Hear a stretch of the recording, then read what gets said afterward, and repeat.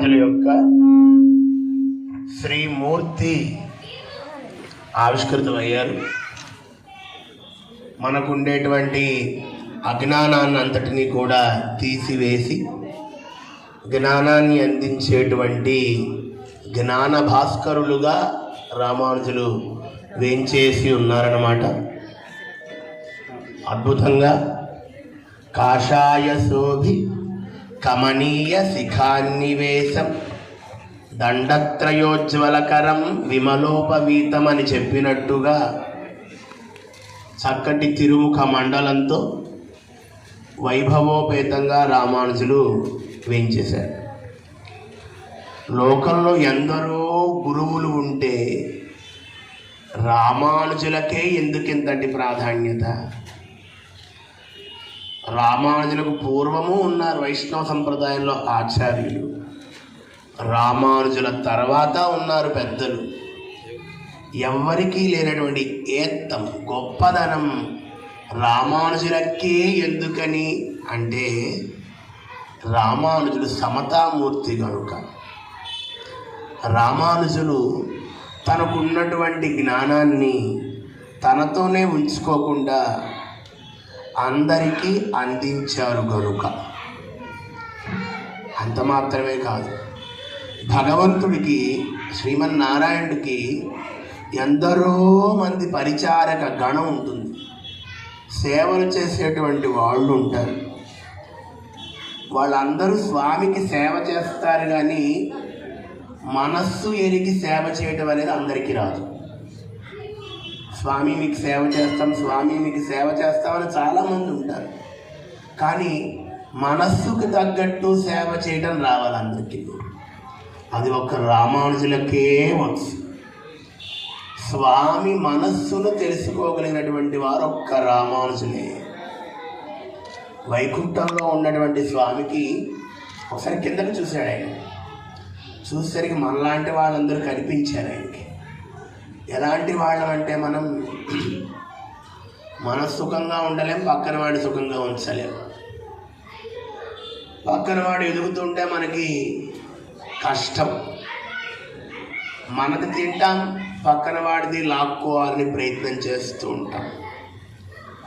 మనం సన్మార్గంలో ఉండం, పక్కన వాడి సన్మార్గంలో ఉండగానే అబ్బో వీడింత గొప్పవాడా అని వాడిని వెక్కిరిస్తూ వాడిని కూడా సన్మార్గం నుండి బయటికి లాగేస్తాం. అలాంటి దుష్ట ప్రవృత్తిలో మానవాళి అంతా ఉంది. శ్రీమన్నారాయణుడు చూసి బాధపడ్డాడు. అయ్యో, రాముడిగా అవతారం చేశానే, ఎలా బ్రతకాలో నడిచి చూపించానే, అయినా ఈ లోకంలో ప్రజలకు బుద్ధి కలగలేదు. కృష్ణుడిగా అవతరించానే, 18 అధ్యాయాల భగవద్గీతను చెప్పి ఇలా బ్రతకండర్రా అని చెబితే విన్నటువంటి అర్జునుడే కాసేపటికి మర్చిపోయాడు భగవద్గీత సారాన్ని. సరే, నా ఆయుధాలని ఆభరణాలని అన్నిటినీ లోకంలో ఆళ్వార్లుగా ప్రవేశపెట్టిన ఆ కాలానికి బాగుంది, కానీ తర్వాత ఎవరు కూడా భగవంతుణ్ణి లేదా సన్మార్గంలో ఉండటానికి ఇష్టపడటం లేదే అని లోకం వైపు చూసి చింతించాడు పరమాత్మ. అసలు చింత అనేదే లేనటువంటి వాడు మనల్ని చూసి చింతించాడు. అయ్యో, వీళ్ళు ఏమైపోతారు, వీళ్ళ బ్రతుకులు ఎట్లా, వీళ్ళు ఎట్లా బాగుపడాలి, వీళ్ళు ఎట్లా ఉజ్జీవించాలి అని ఆలోచన చేస్తుంటే అప్పుడు రామానుజుల వారు, అంటే ఎవరు ముందు, ఆదిశేషుడు అనంతుడు స్వామి ఆయన మీదే పవళించి ఉంటాడు కదా, 1000 ఫణములతో ఉన్నటువంటి ఆయన స్వామి మనస్సును గుర్తెరిగి, స్వామి మీరేం బెంగెట్టుకోవద్దండి, నేను వెళ్ళి మీ పనిని చేసి పెడతాను, నేను వెళ్ళి మీరు ఎలాంటి లోకాన్నైతే చూడాలనుకుంటున్నారో అలాంటి లోకాన్ని నేను తయారు చేస్తాను, దిద్దుబాటు చేస్తాను అని స్వామి దగ్గర ఆజ్ఞ తీసుకున్నారు. ఒక్క ఆదిశేషుడికే తెలుసు. ఎందుకంటే రామావతారంలో రాముడు ఏమి ఆచరించాడో తెలిసినటువంటి వాడు ఒక లక్ష్మణుడే. కృష్ణుడు ఎలాంటి వాడో, ఆయన ఎలాంటి ఉపదేశాలు చేయగలిగినటువంటి వాడో, ఎలాంటి ఉపదేశాలు చేశాడో తెలిసినటువంటి వాడు బలరాముడు. ఈ 2 అవతారాలతో స్వామితోనే అవతరించినటువంటి ఆదిశేషుడు. స్వామి, మీరు కలియుగంలో అర్చా విగ్రహంగా అవతరిస్తారు కదా, లోపల ఉన్నారు కదా అర్చా విగ్రహం, ఆయన పేరేమిటి? లక్ష్మీకాంత స్వామి అని పిలుస్తున్నాం కదా. అర్చామూర్తి ఎంతటి సౌలభ్యం అంటే, ఈవేళ ఆయన నిండా దండలేసాం, బాగుందని తీసుకుంటాడు. రేపు ఒక దండ కూడా ఉండదు, అయినా అలానే ఉంటాడు. ఒకరోజు చక్కెర పొంగళ్ళు దద్దోజనాలు పెడతాం, తింటాడు. ఒకరోజు కొబ్బరి చిప్పే పెడతాం, మాట్లాడతాడా? ఏమన్నా అడుగుతాడా? నాకు ఇది కావాలి, నాకు ఇది చెయ్యండి. అర్చామూర్తిగా తాను మాట్లాడకుండా మనం ఏది చేస్తే దానిని స్వీకరించడానికి వచ్చాడు. ఇప్పుడు ఆ అర్చామూర్తికి ఎలా సేవ చేయాలి, ఎప్పుడు సేవ చేయాలి, ఎవరు సేవ చేయాలి, ఎందుకు సేవ చేయాలి, సేవ చేయటం ద్వారా నీకు కలిగేటువంటి ప్రయోజనం ఏమిటి అనేటువంటి అన్ని విషయాలని మనకి తెలియచేయడం కోసం సాక్షాత్తు ఆదిశేషుడే శ్రీపెరుంబుదూర్ అనేటువంటి దివ్య క్షేత్రంలో కాంతిమతి కేశవ సోమయాజుల ఇంట అవతరించారు. ఆదిశేషుడా ఆయన అంటే మన పెద్దవాళ్ళు ఒక డౌట్ వదిలేరు. శేషోవా సైన్యనాదోవా శ్రీపతి, రామానుజులు ఎవరి అంశ అని అడిగారు. కొంతమంది ఆదిశేషుడు అంశ అండి అన్నారు, కొంతమంది కాదు విశ్వక్సేనుల వారి యొక్క అంశ అన్నారు. మరికొంతమంది అన్నారు కాదండి, ఆయన సాక్షాత్తు లక్ష్మీనారాయణ అంశతో ఆవిర్భవించారు అని. ఇప్పుడు ఎందుకు ఆయన ఏ అంశ? ఎవరు చెప్పగలుగుతారా ఆయన ఏ అంశ అని? ఆయన ముగ్గురు కలయిక. భగవంతుడికి సేవ చేసేటప్పుడు ఆయన ఆదిశేషాంశ, శిష్యులను దారిలో పెట్టేటప్పుడు ఆయన విశ్వక్సేనాంశ, మన చేత పూజలు అందుకునేటప్పుడు ఆయన సాక్షాత్తు నారాయణుడే. కాబట్టి మన కోసం నారాయణుడే బట్టని తిప్పి కట్టుకుని ఇలా వచ్చాడు. బట్టలు తిప్పి కట్టుకుంటాం అంటే ఆయన ఏ రంగు పంచి కట్టుకుంటాడు? నారాయణుడు పీతాంబరాన్ని కట్టుకుంటాడు. పీతాంబరాన్ని తిరగ వేస్తే కాషాయం వచ్చిందిట. పీతాంబరాన్ని పసుపు పంచ, కాషాయాంబర దారిగా త్రిదండాన్ని చేతపూని మన కోసం ఆవిర్భవించినటువంటి ఆచార్యులు మన జగద్గురు శ్రీ రామానుజాచార్యులు. ఇవాళ రోజున మనం గుడికొచ్చి బొట్టు పెట్టుకుంటున్నాం అంటే, గుళ్ళో తీర్థం ప్రసాదం తీసుకుంటున్నాం అంటే అది రామానుజుల వారు పెట్టినటువంటి భిక్ష మనకి. రామానుజులు అనేవారే లేకపోతే ఇలా గుళ్ళు గోపురాలు పూజ అయిపోయిన తర్వాత ఏం పెడతారు? లేవు. రామానుజుల వారే ఏర్పాటు చేశారు. ప్రతి గుడిలో ఉత్సవం అయిన తర్వాత ప్రసాదం పెట్టాలి, ప్రతి గుడిలో దేవుడికి ఉత్సవాలు జరగాలి, అవి క్రమబద్ధంగా జరగాలి, అన్నీ కూడా ఏర్పాటు చేసినటువంటి మహానుభావులు రామానుజులు. మన అంటే కాదు, ప్రతి కులం వాళ్ళు కూడా భగవంతుణ్ణి పొందడానికి అర్హులే. కొంతమంది బట్టలు ఉతకండి, కొంతమంది దేవుడికి దివిటీ పట్టండి, కొంతమంది దేవుడికి గొడుగులు పట్టండి, కొంతమంది దేవుణ్ణి మొయ్యండి, కొంతమంది దేవుడికి పూజ చేయండి, కొంతమంది దేవుడి దగ్గర పాడండి.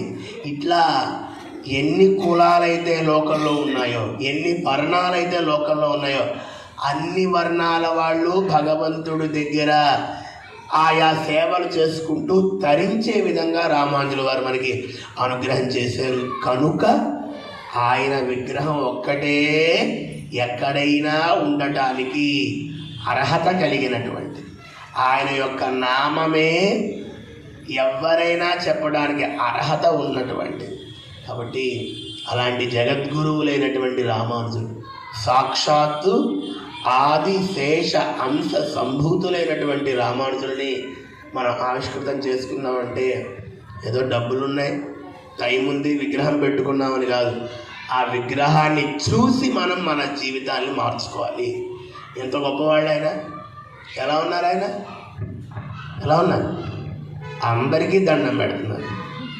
అందరికీ స్వామికే పెడుతున్నారా? ఎప్పుడు చూసినా రామానుజులు ఎట్లా ఉంటారు?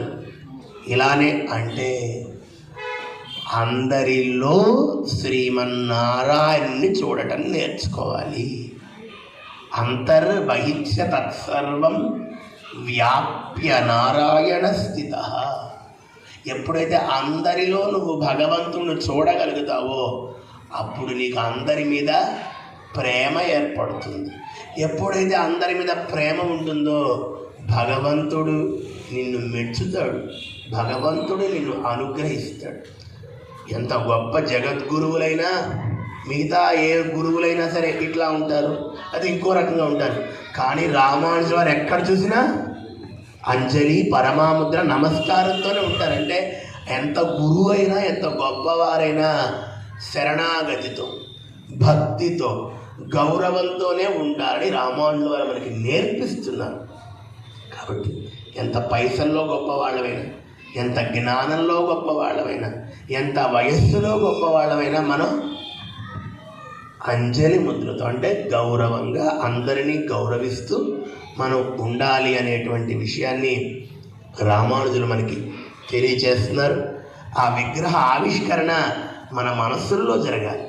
రామానుజుల విగ్రహ ఆవిష్కరణ మన మనస్సులో ఆవిష్కరణ అంటే ఆ విగ్రహాన్ని మన గుండెల్లో పెట్టుకోమని కాదు. ఆయన చెప్తున్నారు, ఎలా బ్రతకాలని చెప్తున్నారు, ఆయన దివ్యమంగళ విగ్రహం మనకి ఎలా ఉండమని చెబుతుందో అలా ఉంటూ మన జీవితాన్ని కనుక మనం సాధించుకోగలిగితే విగ్రహాన్ని ఆవిష్కరించుకున్న ఫలితాన్ని మనం అప్పుడు అనుభవించినటువంటి వాళ్ళు. ఇరుప్పిడం వైగుంధం వేంగడం అని పాడతారు. ఎక్కడ రామానుజులు ఉంటే అక్కడే తిరుపతి, అదే శ్రీరంగం, అదే శ్రీవైకుంఠం, అదే తిరుమాళిరింజోలై, అదే కాంచీపురం. మనం ఎక్కడికి వెళ్ళాల్సిన పల్లె.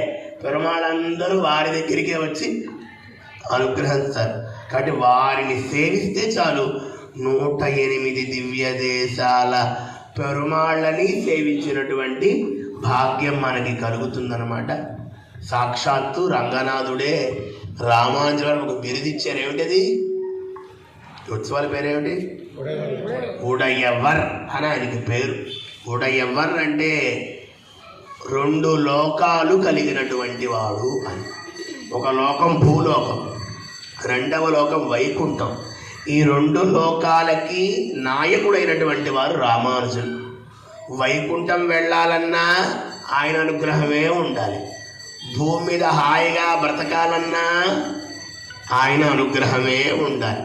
అంతెందుకండి, మన దేశంలో ఫేమస్ వెంకటేశ్వర. ఆయన మించిన దేవుడు ఎవరు ఉన్నారా? ఆయనకి అంత గొప్పదనం ఎవరి ద్వారా వచ్చింది? రామానుజుల ద్వారానే ఆయనకి ఆ గొప్పదనం వచ్చింది. భగవంతుడికి కూడా గొప్పదనాన్ని చేకూర్చినటువంటి వారు రామానుజులు. వారిని వాళ్ళు మనం ఆవిష్కరించుకున్నాం.